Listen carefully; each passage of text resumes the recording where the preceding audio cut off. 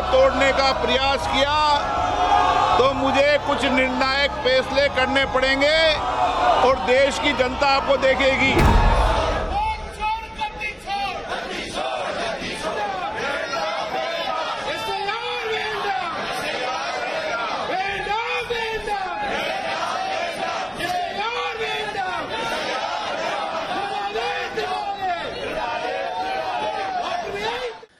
कि ये जानबूझ करके पिछड़ों का वोट काटते हैं, जिसमें भिन्न समाज, मौर्य समाज, पाल समाज, बघेल, राठौर, और शो ये करते हैं आप लोगों के माध्यम से कि पिछड़ा वोट मिल रहा है, पिछड़ों का वोट काट देते हैं, लिस्ट से चुनाव जीत लेते हैं, और फिर ये शो आप लोगों के माध्यम से ये कराते हैं कि नहीं पिछड़ा वोट उन्हें मिल रहा है। सच्चाई है कि उनका वोट डिलीट हो रहा है। अब आप देखिए, कुर्सी, शाहगंज, छिबरामऊ, श्रावस्ती, मणियाऊ, कितने कम डिफरेंस से हम चुनाव हार गए।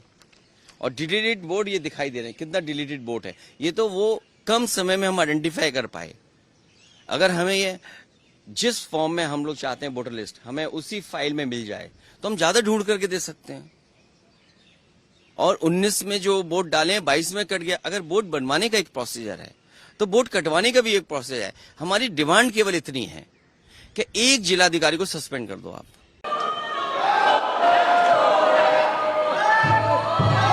मैं आपसे आग्रह करता हूं कि आप अपनी अपनी सीट पर जाके विराजें। ये प्रश्नकाल है, जितनी जोर से आप नारेबाजी कर रहे हैं उतनी जोर लगाकर आप अगर प्रश्न पूछेंगे तो देश की जनता का कल्याण होगा। और माननीय सदस्यों मैं आग्रह कर रहा हूं कि आपको जनता ने सरकारी संपत्ति को तोड़ने के लिए नहीं भेजा है। और मैं आपसे आग्रह कर रहा हूं और चेतावनी दे रहा हूं कि किसी भी माननीय सदस्य को ये प्रिविलेज नहीं है कि वह सरकारी संपत्ति को तोड़ने का प्रयास करे।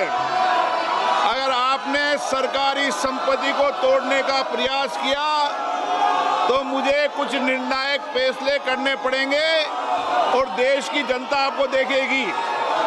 मैं आपको पुनः कह रहा हूं, कई विधानसभाओं के अंदर इस तरह की घटना पर माननीय सदस्यों के खिलाफ कार्रवाई हुई है। मैं आपको फिर चेतावनी देता हूं, सरकारी संपत्ति को तोड़ने का प्रयास आप नहीं करें, यही मेरा आपसे आग्रह है।